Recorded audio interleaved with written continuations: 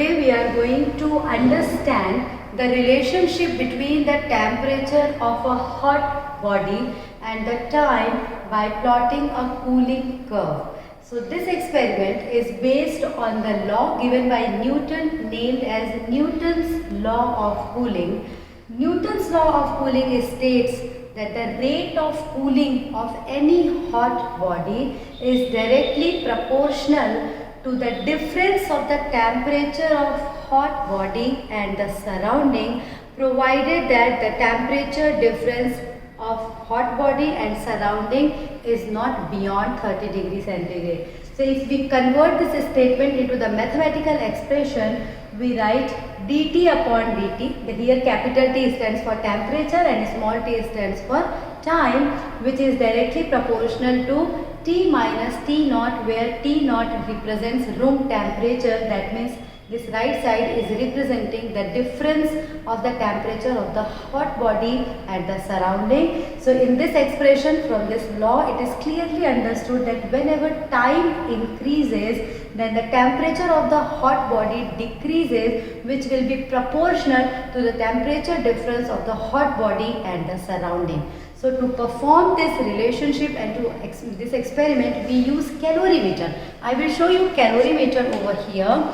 Look at this device. It is called calorimeter, which is simple. Inside the calorimeter, there is a copper vessel. You all can see a copper vessel inside the this container.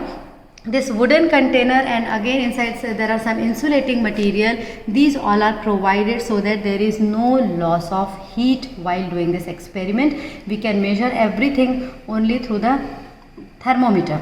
So by pouring hot water in this calorimeter, that hot water temperature should not be more than 30 degree as the room temperature. So we boil the water not up to the, we heat up the water not up to the 100 degree but around 60 to 70 degrees centigrade, and that warm water or the hot water is kept in this calorimeter. After putting this warm water, we close the top lid of the calorimeter. There is an stirrer through which we can stir the hot water. We put this thermometer inside the calorimeter. We adjust thermometer also over here, and there is a stopwatch. What are we supposed to measure? We keep measuring the temperature of the hot water inside the calorimeter at each minute, and the time is to be noted down from the stopwatch. So around 15 to 20 readings we take. First, in the beginning we take reading with the time gap of 1 minute, then we keep increasing the time, and around 2 minute time difference, then 5 minute time difference, we note down around 50 to 20 sets of reading. And when we plot and we note down these readings in this observation table, where in the first column we are measuring time for cooling the hot body, in the second one we are measuring temperature of the hot water.